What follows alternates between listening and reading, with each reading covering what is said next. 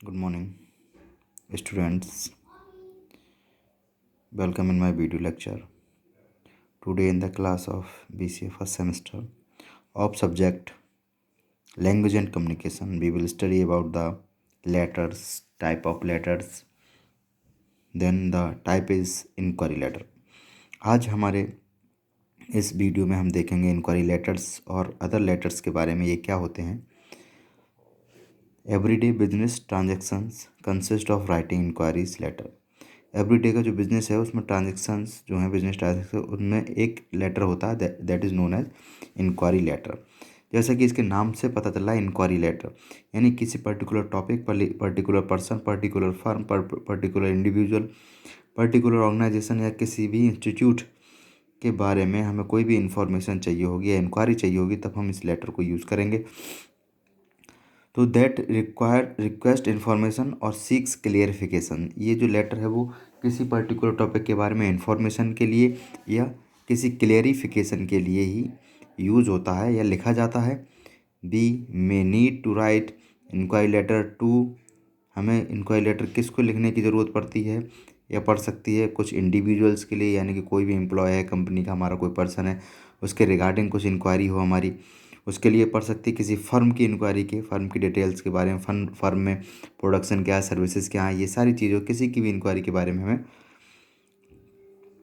या फर्म में इसकी ज़रूरत पड़ सकती है। ऑर्गेनाइजेशंस के बारे में और इंस्टीट्यूशंस के बारे में भी हम इनके इंफॉर्मेशन के बारे में इंक्वायरी लेटर्स को लिख सकते हैं। Because we need some information, क्योंकि हमें किसी पर्टिकुलर टॉपिक के बारे में या सिचुएशन या कंडीशन या पर्टिकुलर पर्सन के बारे में कोई भी इंफॉर्मेशन की आवश्यकता होती है। Then we write the inquiry letter, तब हम इंक्वायरी लेटर लिखते हैं। A letter of inquiry should be organised into 3 parts. Inquiry letter वो है जो 3 पार्ट्स में हमारा ऑर्गेनाइज किया जाता है। पहला पार्ट है ओपनिंग पार्ट। ओपनिंग मतलब कि इंक्वायरी लेटर लिखने से पहले ओपनिंग पार्ट उसका, हम उसकी ये कह सकते हैं ब्लूप्रिंट कह सकते हैं, कैसे डिज़ाइन करेंगे या क्या लिखेंगे। उसमें लिखेंगे the letter should open with a clear statement. एक क्लियर स्टेटमेंट के साथ हमारा लेटर इन ओपन होना चाहिए। दैट टेल्स, और वो जो स्टेटमेंट है क्या बताए? वो स्टेटमेंट ये बताए the reader why the letter is being written. Leader को, जो रीडर है लेटर का, उसे ये बताए ये लेटर क्यों लिखा गया है, लेटर लिखने का कारण क्या है। Okay, it is important to make the purpose of the letter clear. और ये इसलिए इम्पोर्टेंट है जिससे कि लेटर का पर्पज़ क्लियर हो जाए। In the very first paragraph, यानी कि पहले पैराग्राफ में हमें ऐसा लिखना चाहिए कि जो पर्पज़ है लेटर का वो रीडर को क्लियर हो जाए कि किस पर्पज़ के लिए ये लेटर लिखा गया है। ओके, क्वेश्चंस और information needed should be listed in A clear and specific way. और जो भी क्वेश्चंस और इन्फॉर्मेशन हमें ज़रूरी है और जो हमें मतलब किसी के रिगार्डिंग हमें कोई इन्फॉर्मेशन लेनी है, वो होनी चाहिए एक क्लियर और एक स्पेसिफिक वे में होनी चाहिए, लिस्टेड होनी चाहिए। ठीक है, बॉडी की बात करते हैं। सेकंड इसका जो पार्ट है वो है बॉडी। बॉडी में हम क्या लिखेंगे लेटर की? The body gives detail that explain the request. यानी जो रिक्वेस्ट हमने पहले ओपनिंग में की थी, जो रिक्वेस्ट की थी, एक स्टेटमेंट दिया था, उसको एक्सप्लेन हम करेंगे बॉडी के अंदर, यानी कि लेटर की बॉडी के अंदर। The writer may tell the reader, जो राइटर है वो रीडर को बताएगा what he is working on, वो क्या वर्क कर रहा है, and why needs the requested information, और जिस इन्फॉर्मेशन की उसने रिक्वेस्ट की उसकी क्यों ज़रूरत पड़ी, ये भी हम बॉडी के पार्ट में लिखेंगे। And he may also provide necessary detail, और वो नेसेसरी जो भी डिटेल है इस रिगार्डिंग, मतलब अपने रिक्वेस्ट के रिगार्डिंग या स्टेटमेंट के रिगार्डिंग, वो भी उसमें प्रोवाइड कराएगा, बॉडी में लिखेगा। That the reader needs to know in order to respond the inquiry, जिससे कि जो रीडर है वो ज़रूरत समझे या जाने कि ये जो इंक्वायरी कर रहा है इसके रिस्पॉन्स की क्या ज़रूरत है, क्या ज़रूरत नहीं है। ठीक है, if the request involves more than 1 questions they should be listed. अगर हम आपके रिक्वेस्ट में आप इंक्वायरी कर रहे हैं उसमें मोर देन 1 क्वेश्चन है तो वो नंबरिंग से या लिस्टेड होने चाहिए प्रॉपरली उन्हें लिस्ट करना चाहिए। ठीक है, बॉडी में क्या लिखेंगे, जो भी हमारे स्टेटमेंट है उसकी डिटेल कि क्या वर्क हो, मतलब जो रीडर है वो ये समझे, जो राइटर है उसके बारे में कि क्या वर्क वो करता है, और वो जो उसने जिस इन्फॉर्मेशन के लिए रिक्वेस्ट की है वो इन्फॉर्मेशन क्यों ज़रूरी है, और जो भी नेसेसरी डिटेल्स हैं उस इन्फॉर्मेशन के रिगार्डिंग या स्टेटमेंट के रिगार्डिंग वो भी उसमें होनी चाहिए। और जो बॉडी है वो इस तरीके की हो, उस तरीके के डिटेल उसमें लिखी जाए कि जो रीडर है वो ये समझ सके कि ये जो इंक्वायरी है वो किस पर्पज़ से है, इसका रिस्पॉन्स कैसे करना है। ठीक है, और अगर इसमें एक से ज़्यादा क्वेश्चंस इन्वॉल्व हैं तो वो प्रॉपरली लिस्टेड होने चाहिए। नेक्स्ट थर्ड पार्ट जो है इसका वो है क्लोजिंग। ठीक है, ओपनिंग, बॉडी एंड क्लोजिंग, सारे लेटर्स में ये तीन पार्ट्स हमारे कॉमन रहेंगे। ठीक है, ओपनिंग, बॉडी और क्लोजिंग, किसी भी टाइप का लेटर अगर एग्जाम में आता है तो आपको ये तीनों पार्ट लिखने ही होंगे। तो ये ध्यान रखिए, सारे लेटर, कोई एडजस्टमेंट लेटर आ जाता है, इंक्वायरी लेटर आ जाता है, ठीक है, जॉब ठीक है जॉब लेटर आ जाता है, तो ये तीनों चीज़ें तो मेन है हमारी। The letter should be closed with a goodwill expression, यानी कि एक गुडविल एक्सप्रेशन के साथ लेटर हमारा क्लोज होना चाहिए। एंड सीकिंग एन एक्शन, और एक एक्शन के बारे में उस लेटर में लिखा होना चाहिए। Oriented response, action oriented response के लिए उम्मीद रखें, ऐसा लेटर में लिखें। And specifying the actions that the reader should take, और जो रीडर है वो क्या एक्शन लेगा उसे भी स्पेसिफाई चाहे तो कर सकते हैं इसमें। तो ये तो था हमारा इंक्वायरी लेटर। ठीक है, इंक्वायरी लेटर हमने देखा। अब हम आगे बात करेंगे इंक्वायरी लेटर की रिप्लाई कैसे करेंगे, रिप्लाई टू इंक्वायरी लेटर। ठीक है, the two kind of replies may be written to letter of inquiry, दो तरीके से रिप्लाई जो है वो इंक्वायरी लेटर की लिखी जा सकती हैं। That is letter giving the information asked for and letter for regret, यानी कि या तो लेटर दो तरीके, या तो जो इंक्वायरी ली गई है, इन्फॉर्मेशन पूछी गई है तो वो उसका रिस्पॉन्स देगा।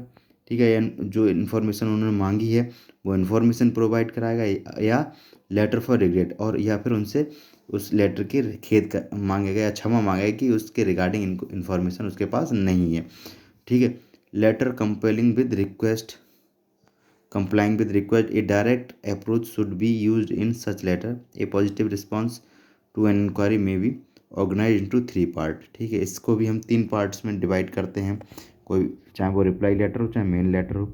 इसमें भी ओपनिंग में पर्पज ऑफ द लेटर लिखा जाएगा, बॉडी में requested information and other relevant details लिखी जाएगी। ठीक है, और क्लोजिंग हमारी एक गुडविल एक्सप्रेशन के साथ होगी। ठीक है, अब हम बात करेंगे इंस्ट्रक्शन लेटर की।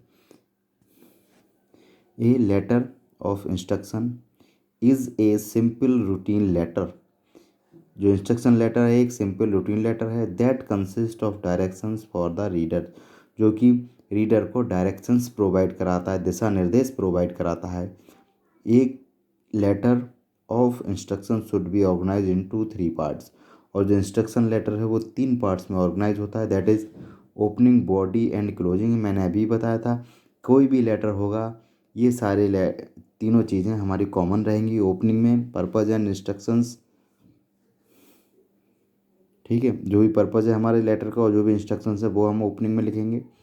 देन बॉडी में उसकी डिटेल, और क्लोजिंग में focus on the action and courteous close. ठीक है, जो एक्शन हम चाहते हैं उसके रिगार्डिंग लिखेंगे और गुडविल एक्सप्रेशन के साथ इसे क्लोज करेंगे। लेटर फॉर अर्जिंग एक्शन, मतलब किसी एक्शन के लिए हम लेटर लिख रहे हैं, एक्शन चाहते हैं किसी पर्टिकुलर प्रॉब्लम के बारे में, तो अब हम कैसे लिखेंगे। Letters urging action are persuasive message that urge the reader to do what the writer wants.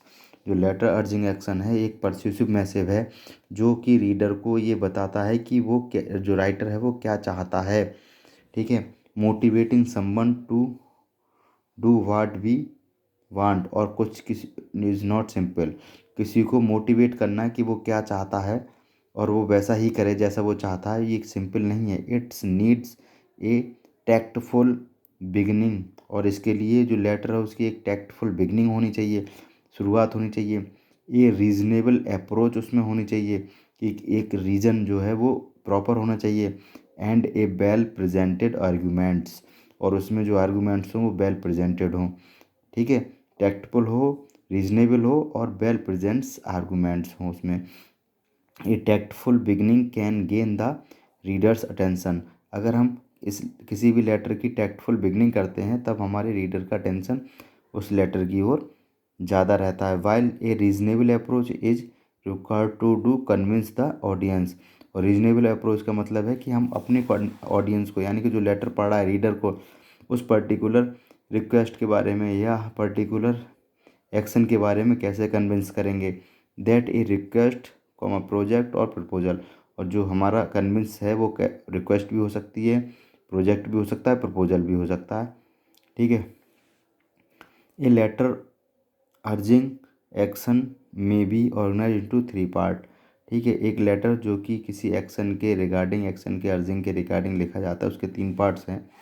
That is opening, यानी कि gains the readers attention, reader का अटेंशन लें इसमें ओपनिंग में। इस तरीके की हम पैराग्राफ लिखें इसमें, इस तरीके के सेंटेंसेस लिखें कि रीडर का अटेंशन इस लेटर की तरफ जाहिर हो, और लेटर का पर्पस भी किस सब टॉपिक के रिगार्डिंग हमें एक्शन चाहिए। बॉडी में detail that build the readers interest and reduce resistance. और बॉडी में पूरी डिटेल लिखनी चाहिए और जिससे कि रीडर का जो इंटरेस्ट है वो बढ़े उस एक्शन को, या जो राइटर हमारा चाहता है उसे करने, मतलब मोटिवेट करना है रीडर को, ठीक है। क्लोजिंग में मोटिवेट्स एक्शन, यानी जो भी मोटिवेट्स एक्शन है उसको हम क्लोजिंग पार्ट में डिफाइन करेंगे। तो ये थे हमारे लेटर जो आज हमने देखे थे, ठीक है। Inquiry letter, instruction letter, letter urging actions. कल हम कुछ अदर लेटर्स के बारे में बात करेंगे जो भी बहुत इंपॉर्टेंट है। आज के वीडियो लेक्चर में इतना ही। Okay, thank you students.